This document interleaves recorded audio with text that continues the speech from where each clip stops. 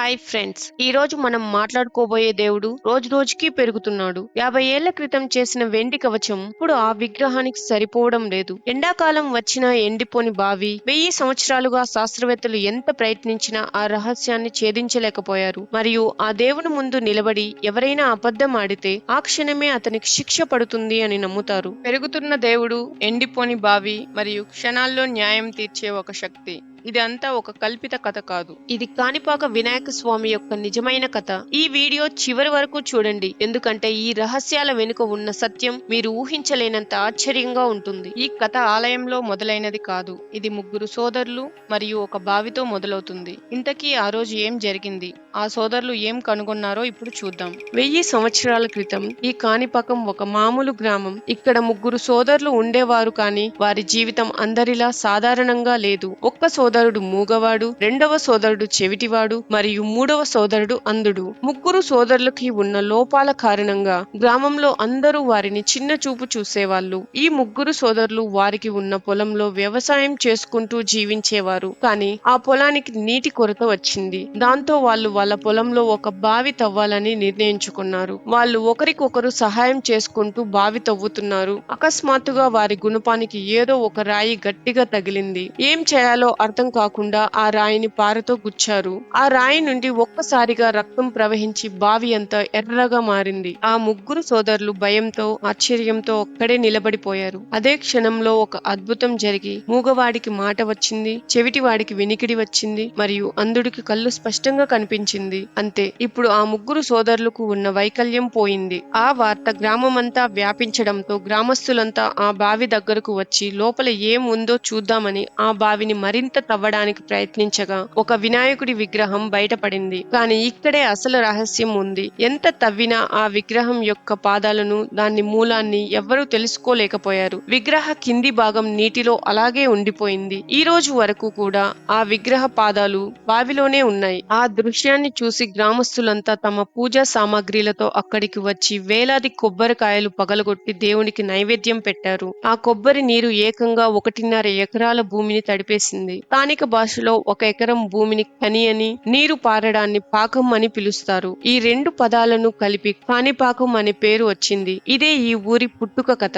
ఈ ఆలయాన్ని 11వ శతాబ్దంలో చోళులు నిర్మించినట్లు చరిత్రకారులు చెబుతున్నారు. తర్వాత 13వ శతాబ్దంలో విజయనగర సామ్రాజ్య రాజులు ఈ ఆలయాన్ని విస్తరించారు మరియు మండపాలు, శిల్పకళతో అలంకరించి ఆలయానికి కొత్త వైభవం తెచ్చారు. ఈ ఆలయ మరో రహస్యం ఏంటంటే ఇక్కడ ఉన్న వినాయక విగ్రహం ఇప్పటికీ నెమ్మదిగా పెరుగుతూనే ఉంది. దీనికి ఆధారం 1947లో అరగొండ గొల్లపల్లి గ్రామానికి చెందిన ఒక భక్తుడు స్వామికి ఒక వెండి కవచాన్ని చేయించారు.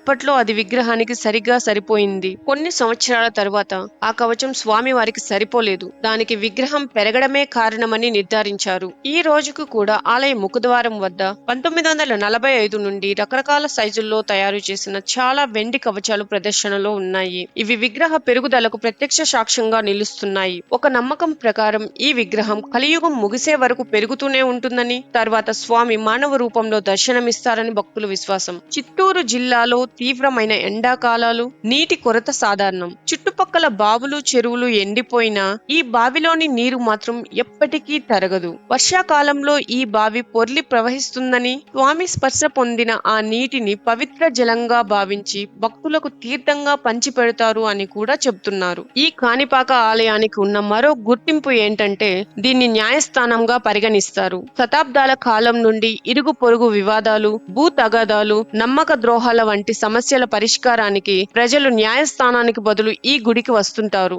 గుడి ఆచారం ప్రకారం ఇరు పక్షాల వాళ్ళు వారి వాదనలు నిజమని దేవుని ముందు ప్రమాణం చేయాలి. ఒకవేళ వారు అబద్ధపు ప్రమాణం చేస్తే వారికి దేవుడు శిక్ష వేస్తాడని నమ్మకం. ఇలా అబద్ధపు ప్రమాణం చేసిన వారికి శిక్షించబడినట్లు చరిత్రలో చాలానే కథలు ఉన్నాయి. ఈ నమ్మకం ఎంత బలంగా ఉందంటే ఈ ప్రాంతంలో నేటికి కూడా కాణిపాకంలో ప్రమాణం చేస్తావా అని అడిగితే చాలా మంది తమ వాదనను వెనక్కి తీసుకుంటారని స్థానికులు చెబుతున్నారు. ఇది దేవుణ్ణి న్యాయమూర్తిగా విధిగా చేస్తున్న ఒక అరుదైన సాంప్రదాయం. చెడు వ్యసనాలకు బానిసలైన వారు ఈ ఆలయానికి వచ్చి స్వామి వారి ఎదుట మళ్లీ వాటి జోలికి వెళ్ళను అని ప్రమాణం చేసి ఆ చెడు వ్యసనాలకు దూరమైన వారు ఎందరో ఉన్నారు. కాబట్టి ఈ ఆలయం ఒక వ్యసన ముక్తి మార్గం అని భావిస్తారు. మూల కథ ప్రకారం స్వామివారు అంగవైకల్యం, శారీరక బాధలు ఉన్న భక్తులకు విముక్తి ఇస్తారు అని గట్టి నమ్మకం. ఇక్కడికి వచ్చి కోరిన కోరికలు తప్పకుండా నెరవేరుతాయని గట్టి నమ్మకం.